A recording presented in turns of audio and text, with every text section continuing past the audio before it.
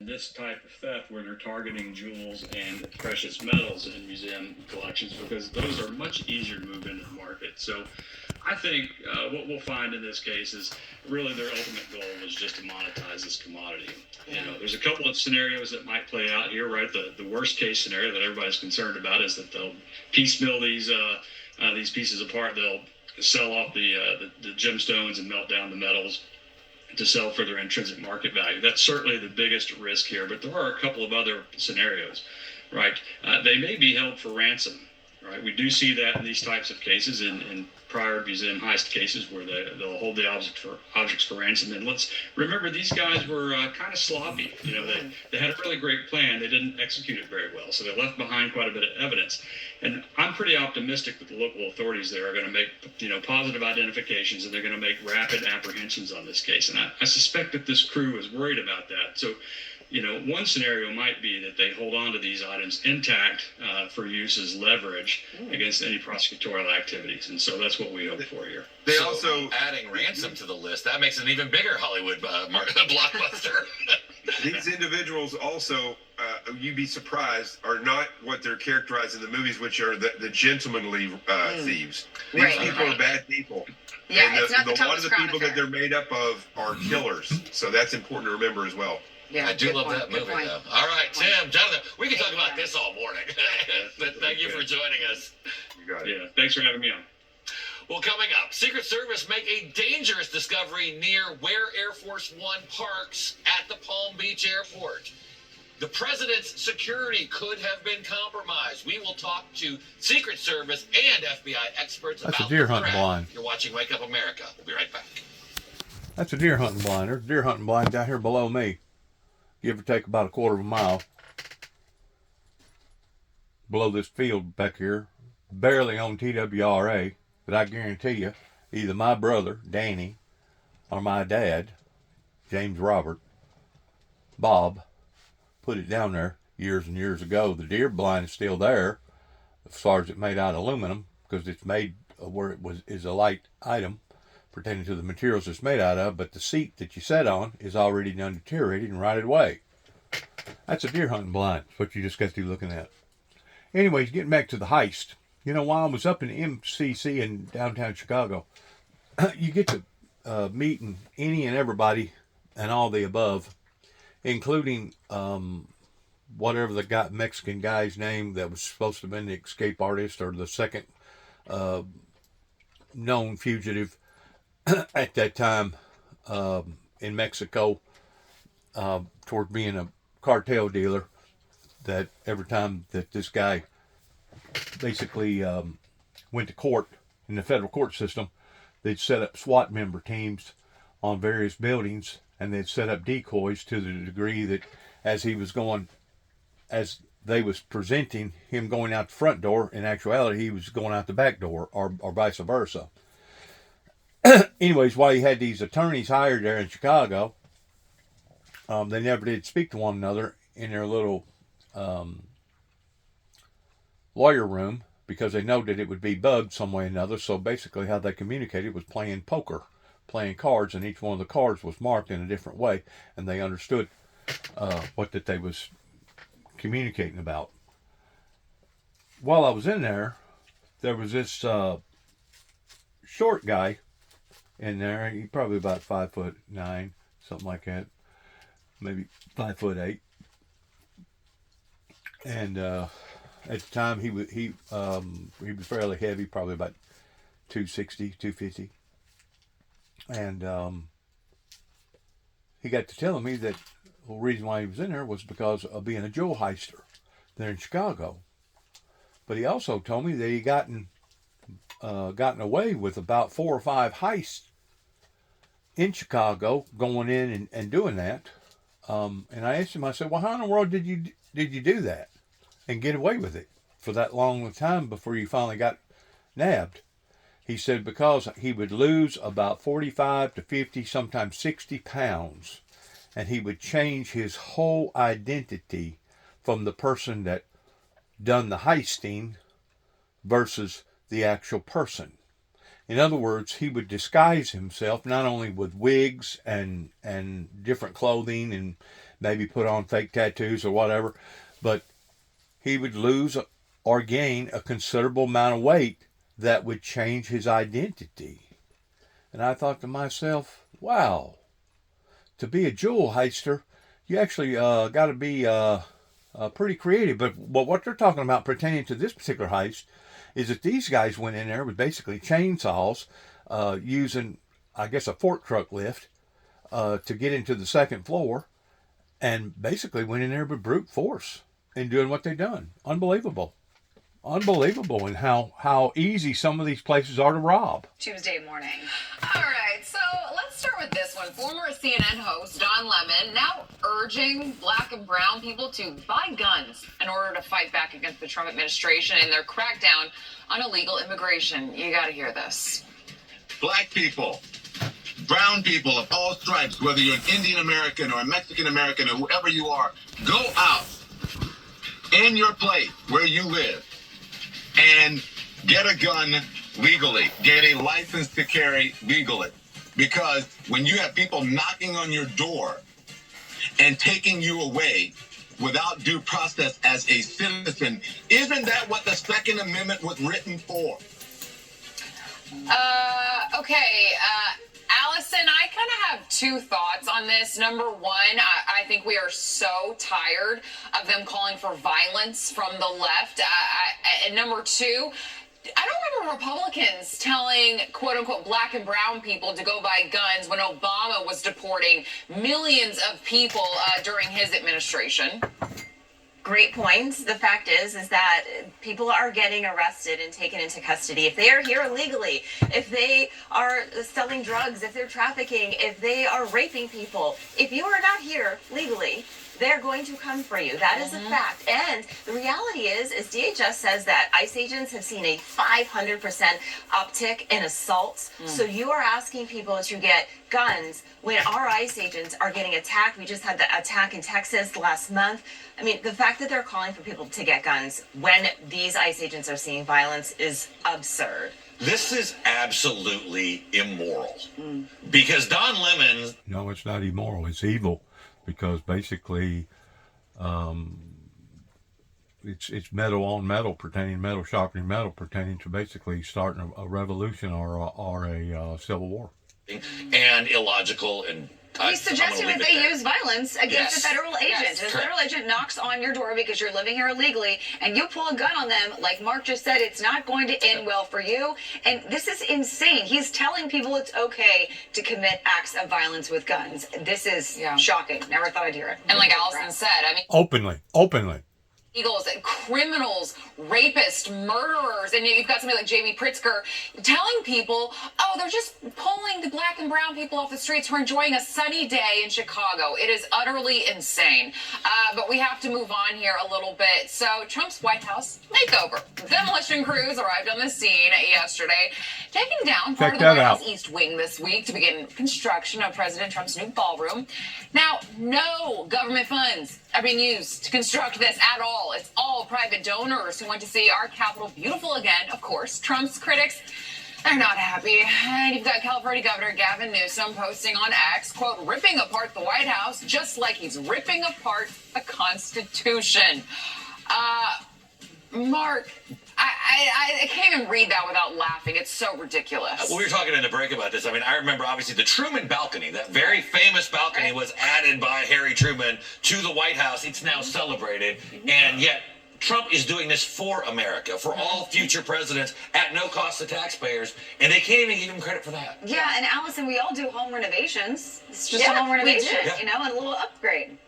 Everybody needs a little bit of a renovation. Harry Truman did it. Theodore Roosevelt did it. Jackie Kennedy did it. Lots of people in the White House have made some changes, and it's due for some changes. I think it'll be great. Yes, it definitely is due for some renovations and changes, I can tell you that.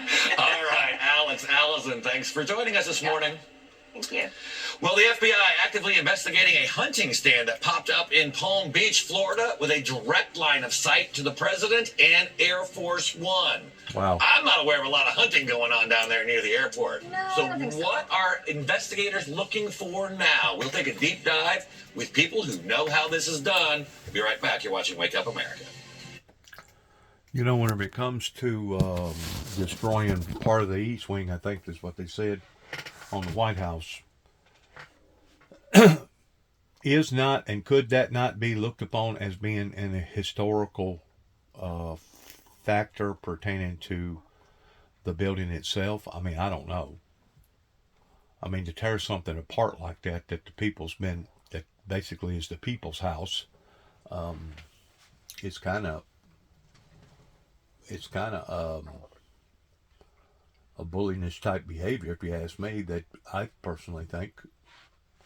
I know this. Whenever you go to destroying a building, especially an older building that's been there for, I think it's over 100 years, can be classified as being historical. If somebody wants to speak up about it strong enough and long enough, they can basically stop whoever's wanting to tear that building down or whoever's wanting to renovate that building, because it's looked upon as being a historical building. I don't know. I'm just saying that it kind of looks kind of wrong to me. I'm sure whatever building that they're going to replace it with is probably going to be maybe twice as elaborate looking, probably stronger with better materials and etc. But the fact of the matter is, you're tearing apart something that is classified as being historic, kind of like our historical monuments. It don't matter if it's northern monuments or southern monuments. That is part of our history. And to destroy history, I personally think is wrong, especially once it's been defined in a category of being history. Once it becomes history, then it's history. Now, whether or not it's right history, wrong history, whether or not we agree with it or disagree with it, it's still history. Now, the main concept pertaining to whenever all that was going on is that they didn't want it to be dangled in front of their faces, similar towards how the swastika symbol would be wrong and dangling in front of the Jews over in Israel. That it puts a bad taste in people's mouth, especially those that knows that their ancestors had to go through such brutality to get to that point. I can identify that. I can identify that would be a very, very uncomfortable scenario. And the fact of the matter is, if it is that appalling, then they need to take the monuments down and replace them into museums. That way, whoever wants to look at that particular object can still look at that particular object without it being tore up.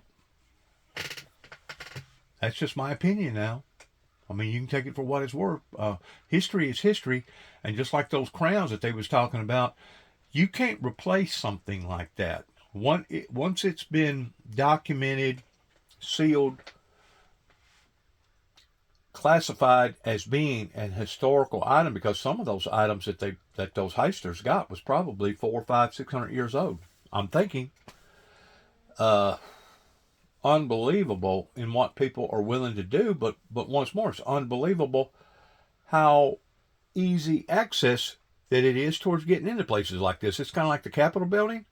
That Capitol building should have had some sort of bars or some sort of electronic door, a metal shield that would go over the windows. That way, if an event like this ever happened again, they could possibly conceal the compound to the degree that you wouldn't have to worry about somebody coming in. There's always been good versus evil. There's always been versus camps and compounds throughout history. The feds are investigating a suspicious hunting stand they found overlooking Air Force One's landing zone right there in Palm Beach near Mar-a-Lago. The Secret Service and the FBI now want to know who installed the perch, and more importantly, why.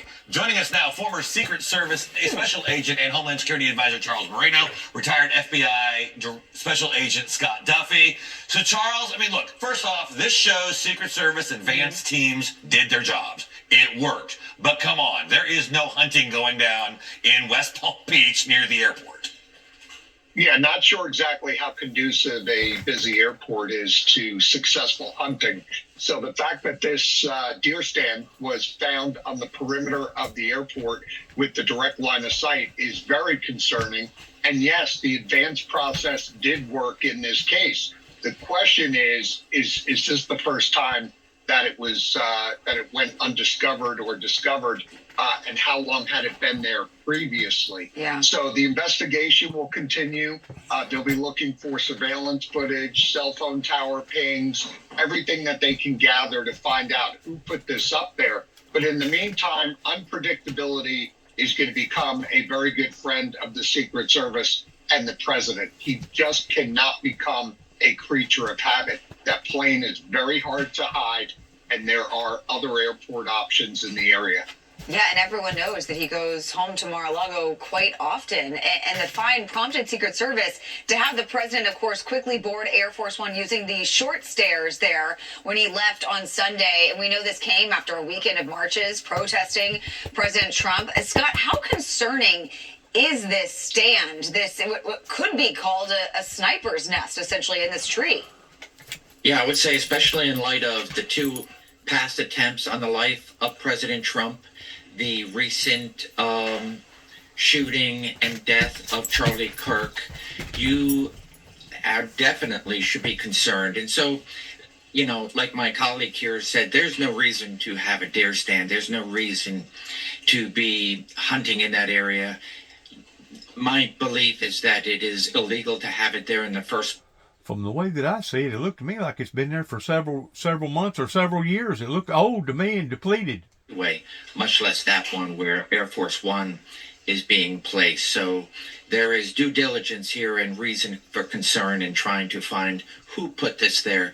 So Secret Service and FBI can go and find this individual and have a discussion.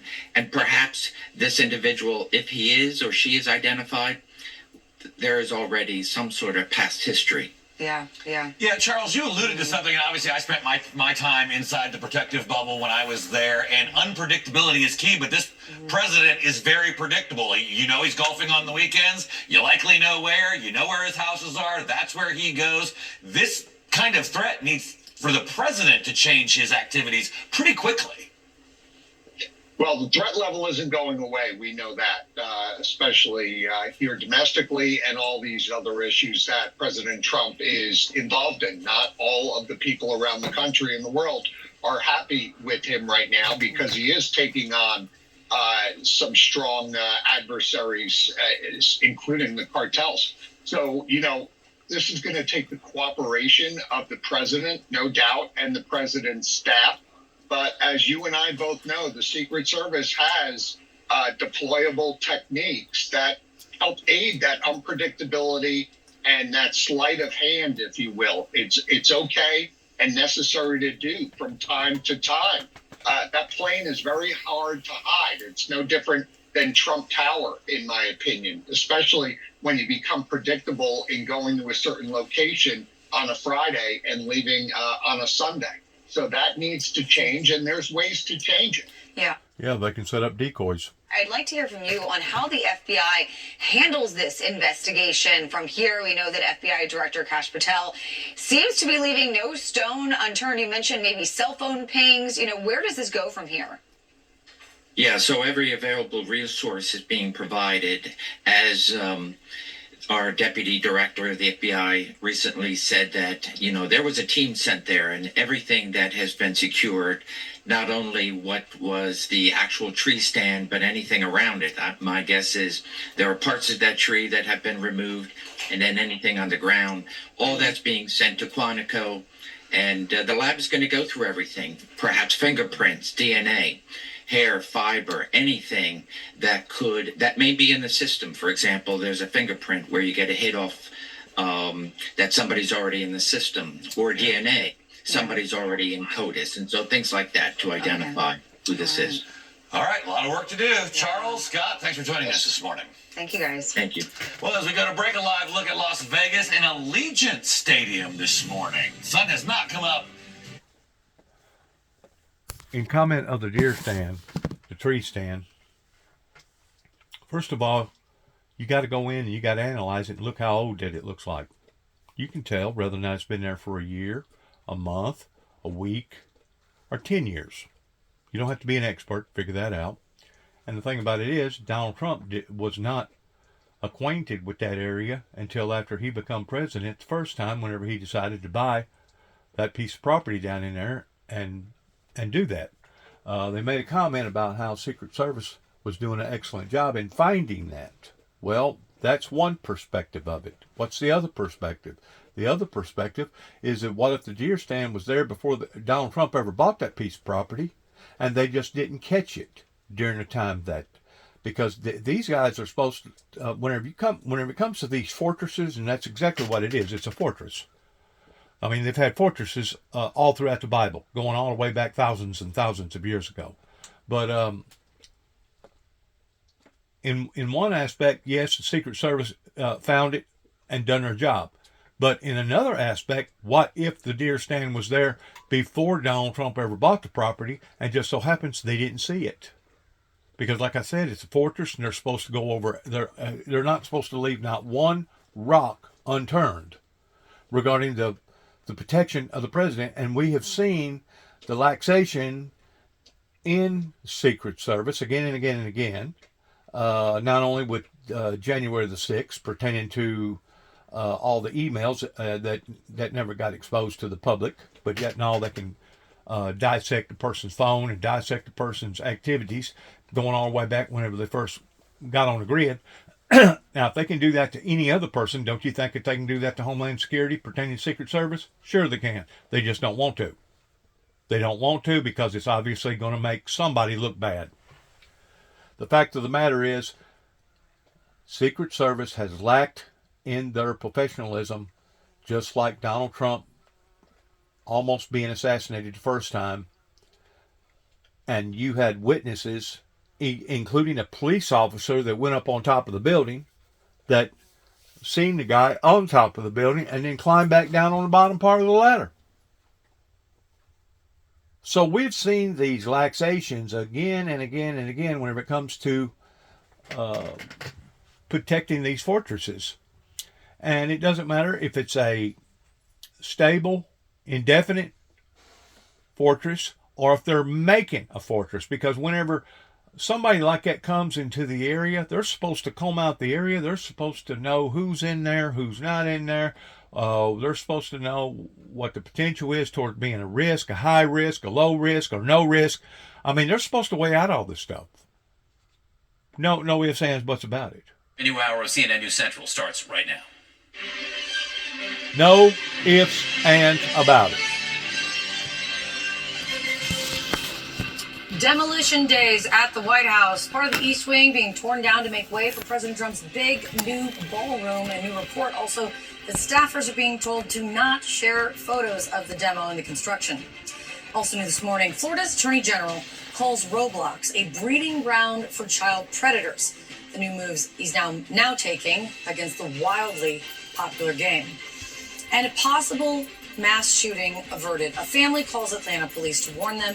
The man is found at Atlanta's airport, his truck just outside the terminal with an AR-15 and ammo inside. I'm Kate Baldwin with John Berman. Sarah is out today. This is CNN News Central. Now that's called preventive maintenance. Preventive maintenance is what we need pertaining to catching the perpetrators before they ever do a crime like this. Minutes after construction crews began demolition on parts of the White House, the East Wing, to make way for President Trump's $200 million ballroom. After these images you're looking at right here went viral, CNN has confirmed that the Treasury Department next door has told employees in an email first reported by the Wall Street Journal, quote, as construction proceeds on the White House grounds, employees should refrain from taking and sharing photographs of the grounds, to include the East Wing, without prior approval from the Office of Public Affairs. The administration says the 90,000 square foot project will be funded by the president and private donors. 90,000 square foot. Think about Seattle Mariners fans earlier. Think about that for a second. Rough. Mike, 90,000 square foot. Not 9,000. A 9,000 square foot house is huge. But 90,000? Never been to World Series. This will be the Blue Jays' first time there since they went back-to-back. Looks like they've finally made it to the big guys. And now, Joe, you're right. We saw the LA skyline coming in here. The Dodgers fans sleeping in that picture now know who they're playing. Dodgers, Blue Jays, Game 1 Friday night in Toronto. Blue Jays have home field advantage, but the Dodgers, the heavy favorites.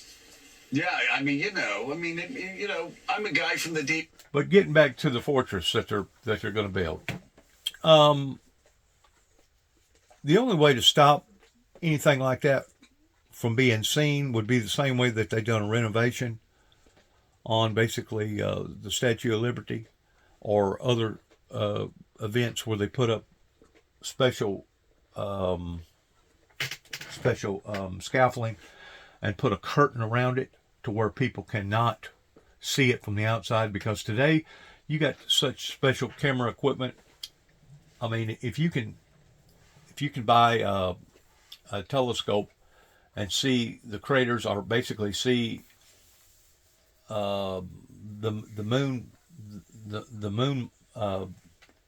as well as they see it, including being able to see the different things that America's left on the moon, including the buggy up there. Don't you think that anybody within the distance of probably 5 miles can obviously hone in on what that big construction site is doing and be able to identify that this was in public domain, and because of it, we're going to sit here and we're going to watch how they build this thing piece for piece. That way, if we see any vulnerabilities there, if we see any weaknesses there, that will be one of the areas that the bad guy can come in and dismount the fortress. You got to be smart. If you're going to do something like that and you don't want people seeing it, you're going to have to build scaffolding around it, and you're going to have to put up curtains. And you know good and well can't nobody fly a drone over certain areas, especially if it's a federal area pertaining to the White House or the Capitol and stuff like that. You're not supposed to be able to fly a drone over certain areas like that, because if you do, it is a major violation. And besides that, not only will you go to jail, but they'll probably shoot it out of the sky. Now, according to the Tennessee laws that I looked up as of about a week or so ago, it's illegal to shoot a drone out of the sky even though it's flying over your property. I couldn't believe whenever I read that it was that way. I know that since I investigated the ordeal that happened in Middle Tennessee pertaining to the explosion that recently happened, that there are certain requirements of height, that if you go with a drone so high that you automatically are supposed to have a permit to be able to do that. They probably need to define that in size. They probably need to define that differently pertaining to our lawmakers in Nashville, Tennessee, pertaining to if let's say I had a 5-acre tract where I was living on, and let's say that I wanted my privacy to the extent that I put up electrical fences to where nobody could see from the road into my fortress. Let's say you put up an 8-foot fence or a 10-foot fence to where nobody could see. And let's say you had a swimming pool, and let's say you had a lot of people out back that was doing sunbathing. Basically, they was out there stripped off, bare naked. Well, you don't want a drone flying over your property to the degree of seeing what you're doing on your own property pertaining to your own fortress. You know, it says in our law books that we have a right to protect our palace pertaining to intruders coming into our home. Well, is that not an intrusion? If you got a drone over your property and you look up and you know good and well it ain't just up there for the heck of it, it's probably taking pictures, probably live identifiable pictures, probably got a camera going up there. Is that not an intrusion upon your privacy? Sure it is. So as far as I'm concerned, our laws in that degree in the state of Tennessee and probably every other state need to be reformed, because I wouldn't appreciate nobody with a drone flying over my property like that. No matter if I had a swimming pool or not. It wouldn't matter. It's the principle of it towards somebody spying in on me. And once more, if you're going to build something like Donald Trump wants to build, they know good and well that people are nosy. They're going to be snooping around. They got all these sophisticated cameras and all this sophisticated stuff out there that they can basically hone in on you. They can basically see a bug on top of your forehead if they want to, bad enough. Come on. If you want it to be privatized, you're going to have to build a curtain around it. And I know that I've seen that on other main projects pertaining to government projects. And that's exactly what it is. Even though he may say that the taxpayers ain't paying for that particular project, it's still a federal project. And I can identify the reason why that they wouldn't want people identifying in how the building was built, where the bigger columns was, where the smaller columns was, where the vulnerable areas was. I can understand the reason why that they don't want people photographing that particular project. But they should understand that people are nosy, and there's no way that people aren't going to document that, especially if it's right out in the wide open where they can see it. Come on, folks. Aren't we a little bit smarter than this? There's the Mets spending the way they, and the Yankees spending the way they do, but it's also about other franchises. Not the Red Sox. In recent years, to make sure that Americans' health care remains affordable. And that's what we're fighting for. That's what this argument is about. Republicans are refusing to come to the table. The House has been out of session for a month. They've only been in session 19 days since July 3rd. And that's what we're dealing with, is a party on the Republican side that refuses to sit down, to find common ground, to develop shared solutions that will move our country forward and get our government open. Congressman, if November 1st is when next year's enrollment period for ACA coverage begins, millions of Americans will then be signing up for their coverage without that. I think it's unsolutional. I don't think there is a solution pertaining to working around the $37 trillion debt, other than declaring bankruptcy, other than basically forfeiting on the note. Because the way that they're trying to do it now, it's evil.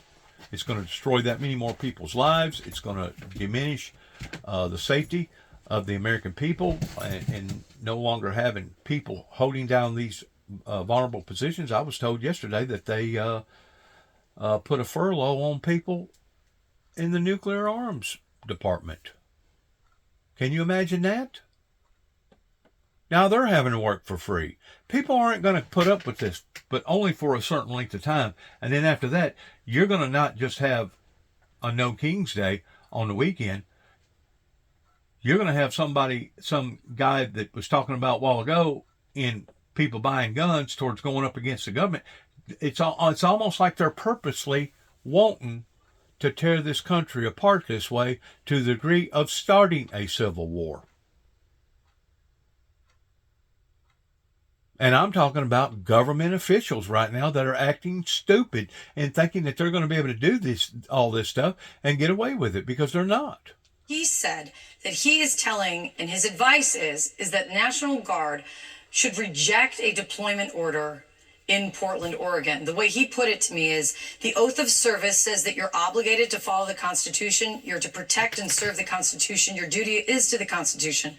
And there may be times when you face an order from your chain of command that is illegal. And he's saying they should reject it if and when it comes down.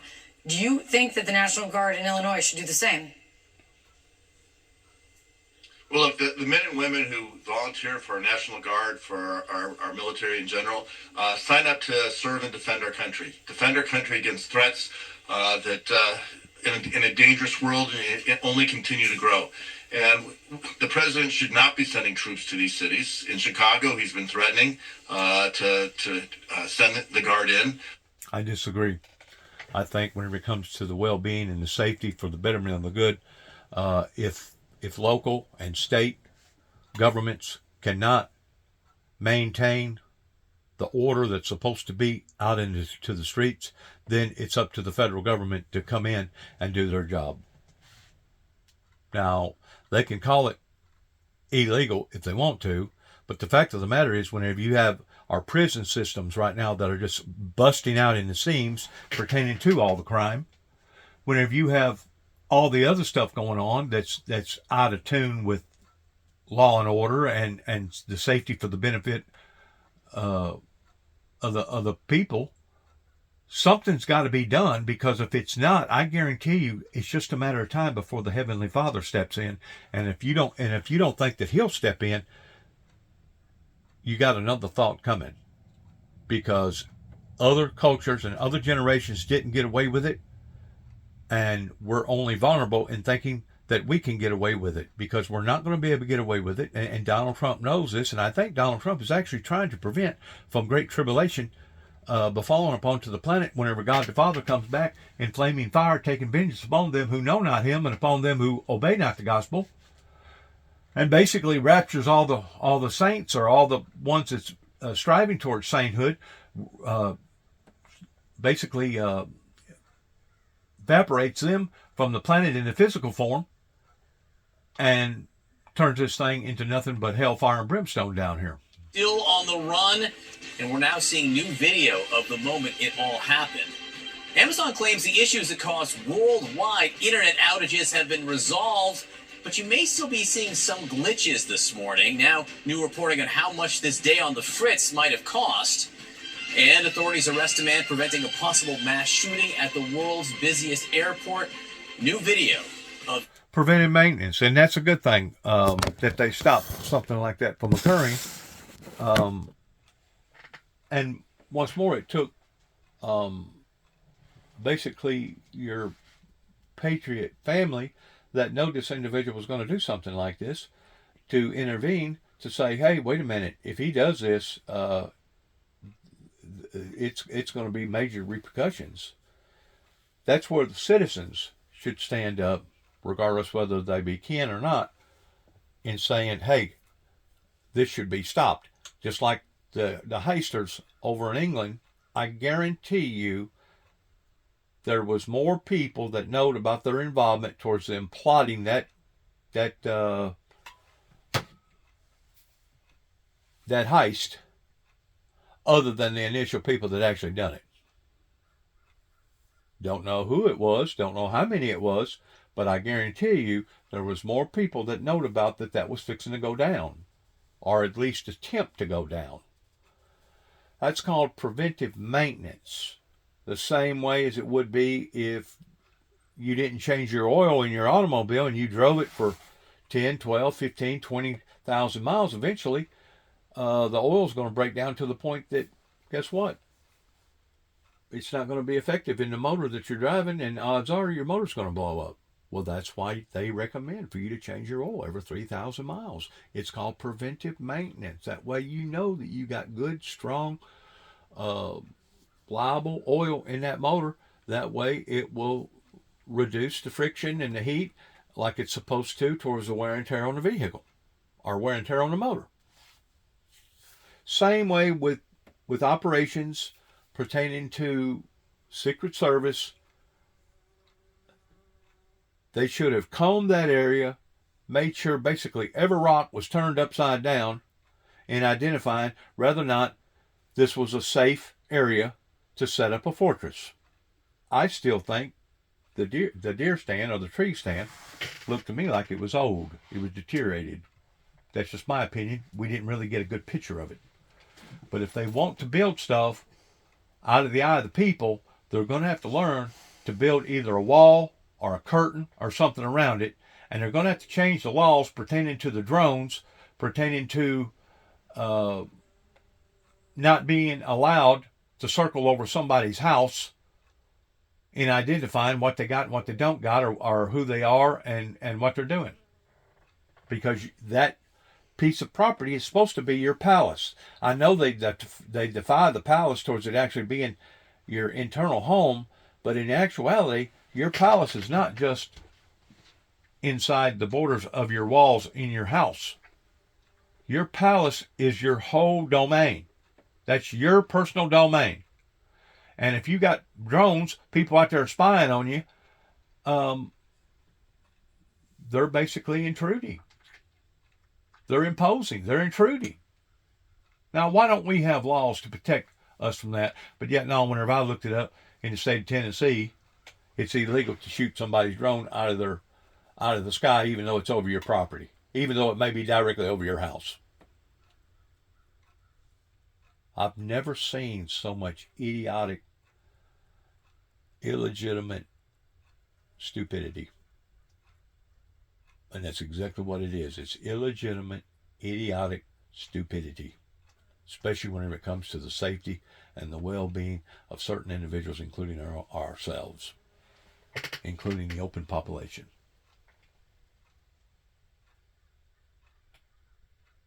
People's going to have to wisen up.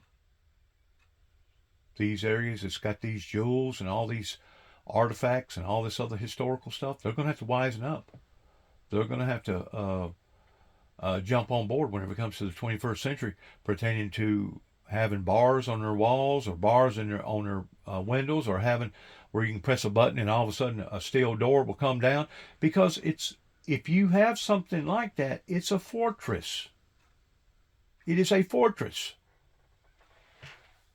You are to protect your fortress. Family of Billy Joe Cagle called police to report he was armed, live streaming on social media, and headed to the Atlanta airport. Surveillance video shows Cagle walking around a crowded terminal where he is confronted by officers. Police say he was not armed when they found him, but they did find an AR-15 with 27 rounds of ammunition inside his truck, which was parked just outside. CNN's Isabel Rosales has details. This started at 9:29 in the morning, where Billy Cagle, he's on video arriving there at the South Terminal. 2 minutes later, he leaves his car outside and then goes inside of the airport. The police chief here in Atlanta saying that he was very interested in the TSA check-in area that was heavily crowded with travelers. Now, by 9:40 a.m., this is when Cartersville Police Department, an hour north of Atlanta, alerts APD that there's a potential threat, because they were hearing from the family of the suspect that he was on social media streaming, that he was armed, that he was headed to the airport to, quote, shoot it up. Cartersville police saying that he had, quote, intention to inflict harm to as many people as he could. Now, by 9, another sicko. He was arrested there on the ground. Another freaking lunatic. It had been 15 minutes since that first call came in to APD. All right, with us now, CNN senior national security. Another celebrity hound out trying to make a name for himself. The family went right. We are consistently urging family members, community members, absolutely, to notify police when they have suspicions, when they see, in this case, be vigilant. This sort of performative live streaming of potential violence. Too often, family members either think they can handle it themselves or sort of deny it in their own minds, and so the family basically stopped what looked like, from all details, was going to be an attempted mass shooting at the country's largest airport. Yeah, it's impossible to know what would have happened had the family not called, but can you decipher anything about how deep he actually got into the airport, where he's walking around live streaming? He was casing the place. There, what maybe red flags that should have raised into... And that's exactly what it looks like if you got a drone flying over your house. They're casing you. They're imposing up into your privacy to the degree that they have something going on in their minds. Why are they flying a drone over my house? Generally have a way to identify those and then to move them, because I'm not even thinking about the gun in the car. The second is he's looking at soft areas at an airport, and there's always going to be soft, more exposed areas of an airport as you go to the hardened part, which is of course the TSA line. That area is going to be the most congested because people are going from free flow to secure flow, and there's always going to be a buildup, and that's always been a worry. You saw police are now, if you took notice in the shooter that actually assassinated Brother Kirk, he was smart enough that he brought the gun in by putting it into his pants. You know, you can disassemble a gun, if you know anything about guns, real quick, to where you can put like the barrel on one side of your pants leg and put like the stock on the other side of your pants leg. Well, he was smart to the degree that he hid all that stuff. he hit all that stuff to the degree that whenever he jumped off the building, he couldn't hardly walk. It looked like somebody that was had a crippled foot or leg or something, because he had all that stuff gouged up in his pants. And don't think that somebody can't find the vulnerable areas in even an airport towards going in and doing something like this. Because you got idiots out there that's actually just looking for stuff like this because they're basically celebrity hounds. That he wanted a mass shooting. Either that or they're evil and they want to disperse cruelty upon to the people just because they can do so. That's evil. Services outage of yesterday, an outage that impacted That goes beyond mean. That's evil. apps and websites and online platforms with it. The outage also exposed a major vulnerability. Amazon, Microsoft, and Google make up about 60% of the world's market for cloud services. AWS itself makes up roughly 37% of that market, with a customer base of 4 million, which is experts saying lessons need to be learned here, and also one estimating that the total impact of this one disruption will be in the billions of dollars. Billions. That for us at DH. And how many times have we seen that again and again happen pertaining to electrical disturbances happening to the digital era front? Again and again and again. How many times have people gotten hacked? Again and again and again. How many times have other things happening pertaining to the vulnerability in those areas? Again and again and again. I tried to warn the people. I tried to put out a definite warning in 2007 up in Kentucky that I was punished for by trying to tell people to get ready that there was going to be major electrical disturbances. And sure enough, that summer, it got so hot that they had to shut down one of the Tennessee dams. Sure enough, a couple years after that, they had a major ice storm up there that basically shut them down. I mean, there's thousands of different ways that you can relate to electrical disturbances other than AC current. There's DC current in cars. There's internet. There's cyber. There's all kinds of different electronical gizmos and gadgets out in the world that, if anything, a solar flare or an empty bomb could fry all these electrical circuits to the point of basically throwing humanity back into the dark ages. We're going to have to wisen up, folks, for the betterment of the good. I know it looks preposterous pertaining to what ICE is doing right now in the format that they're doing it in, and there's no doubt you're not supposed to take an order from your superior officer in breaking the law.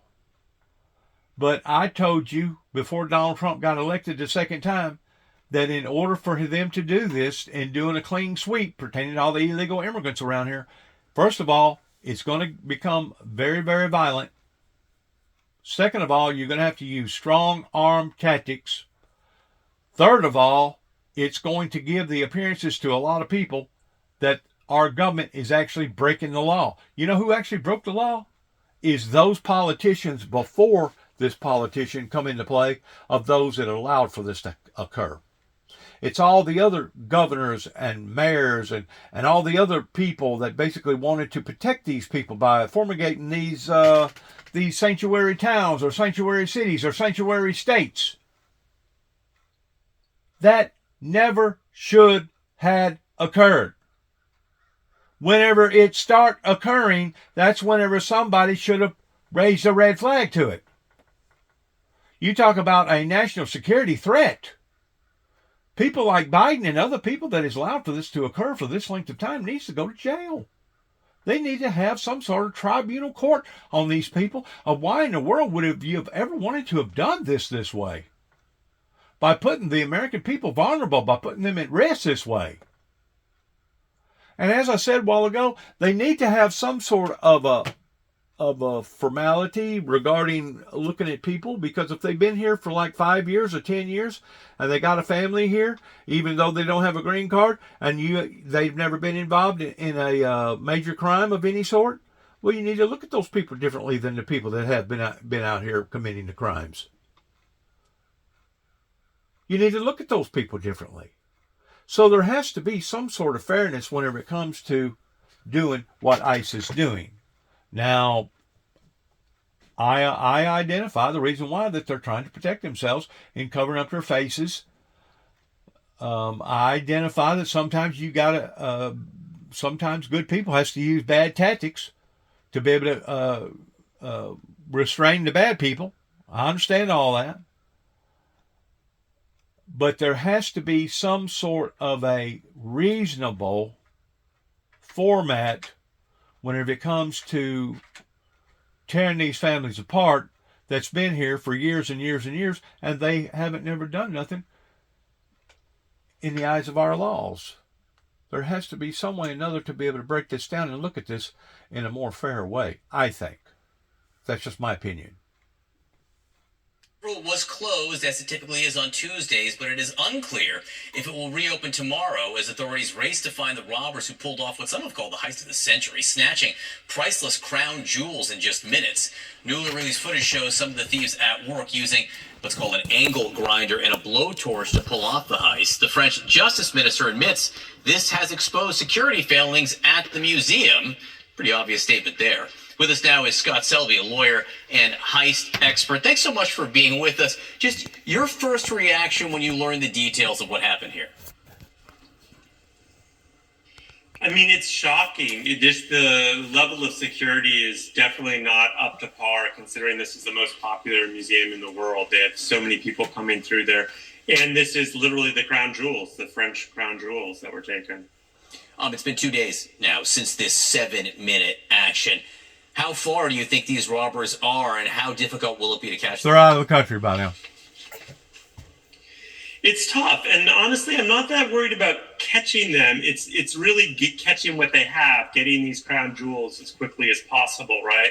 Because I'm confident they'll get the thieves, but maybe it takes a couple years, right? The thing is we have to find them and get these jewels before they're broken down into their component parts and recut.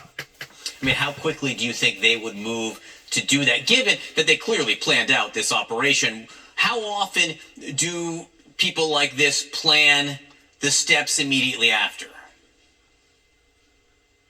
All the time. If they're professionals, then they definitely have it all planned out, or Sure at least do. they have a fence they could give it to, who then moves this on. And these things happen very quickly, right? These are very hot commodities. So you have to move fast. I mean, You already got people like the Saudis that's multi-wealthy rich that's already trying to figure out where these jewels are so they can buy them, put them on the black market. you couldn't buy these legally. These thieves could turn them into their parts and just sell them off. And that's a whole process. As soon as you break it all apart and start cutting these things up, you've lost the historical value. What's your gut tell you about the likelihood that they're still intact? Right now, it's been 2 days. I think they're still intact.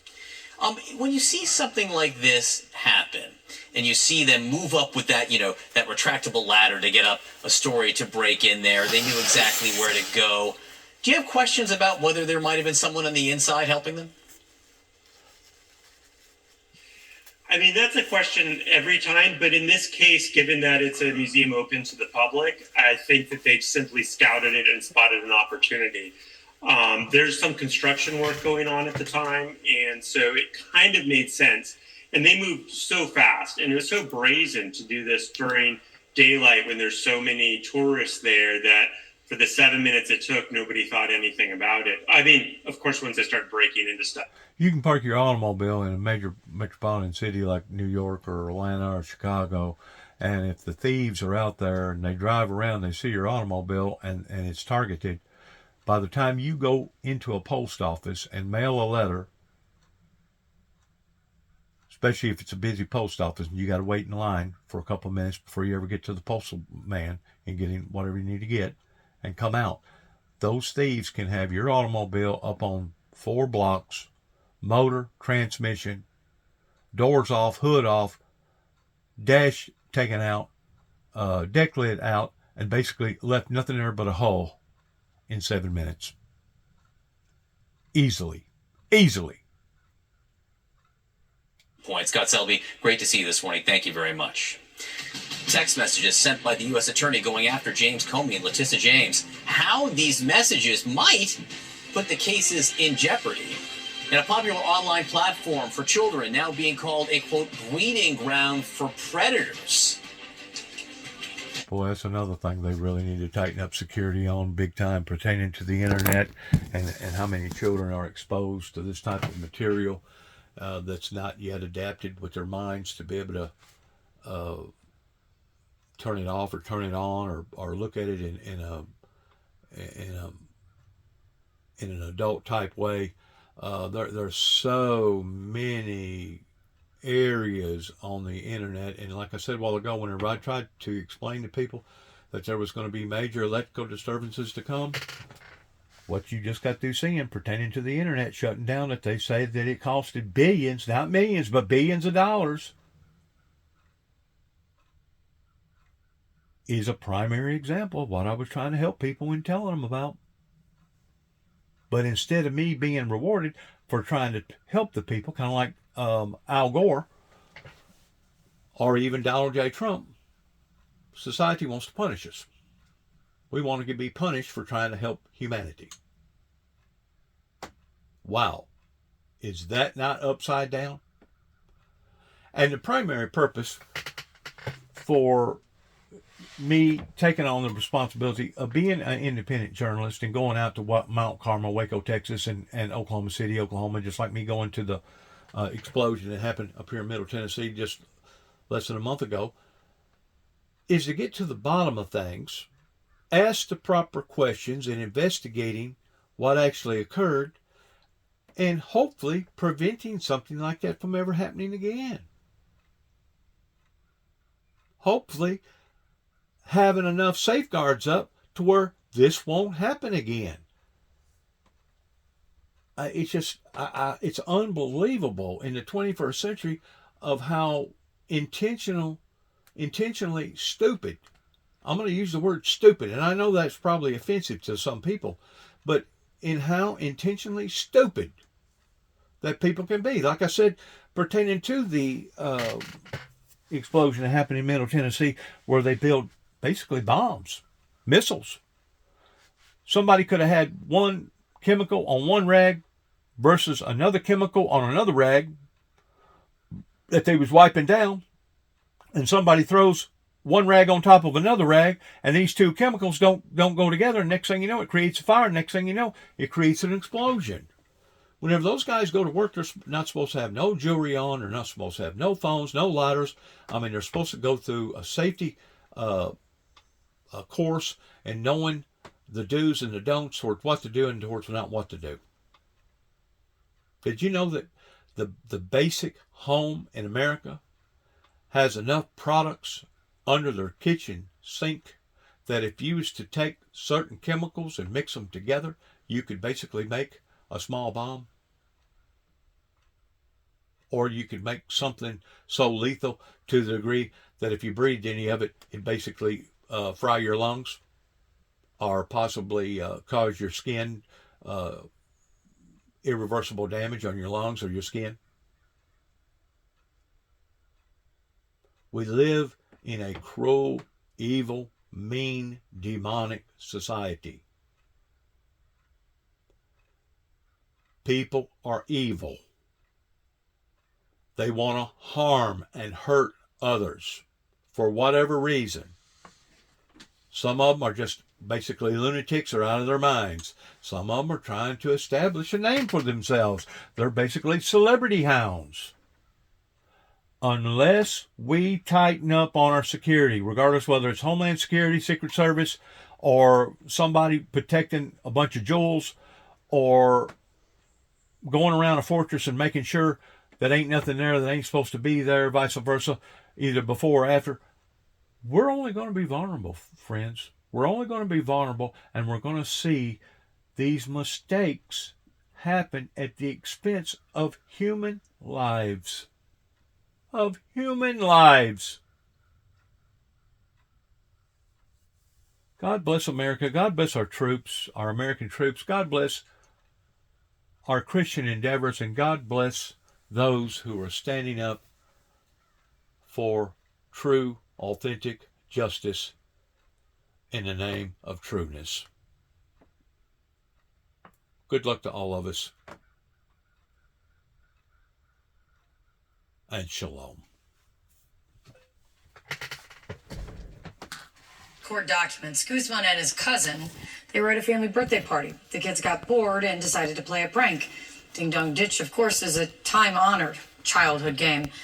Guzman's cousin told investigators that they knocked several times on Leon's door and then ran away. When he opened the door, he first allegedly fired a shot into the ground and then took aim at the kids, allegedly hitting the 11-year-old Julian Guzman in the back as he ran away. We'll continue to follow that. A federal judge is now demanding answers. See, that's kind of like Dungeons and Dragons or Truth and Dare. There's a lot of stuff out there that's now being developed that's getting online that, God, you talk about vulnerability, especially whenever it's being pumped into the eyes or the minds of the young people that hasn't matured yet. Wow. Appropriate. CNN has reached out to DHS and the Rolling Meadows Police Department for more details on this incident. A spokesperson for the Cook County Sheriff's Department says their office is unaware of the incident. John. All right, new this morning, President Trump's handpicked U.S. Attorney in Virginia, Lindsay Halligan, is drawing scrutiny after she reportedly spent about 33 hours on and off during a recent weekend texting with a reporter. Now, Halligan brought the indictment against former FBI Director James Comey and also New York Attorney General Letitia James, and that is what she was reportedly texting about. Halligan started this exchange with Anna Bauer, a reporter at Lawfare, by writing, "Anna, Lindsay Halligan here. You are reporting things that are simply not true. Thought you should have a heads up."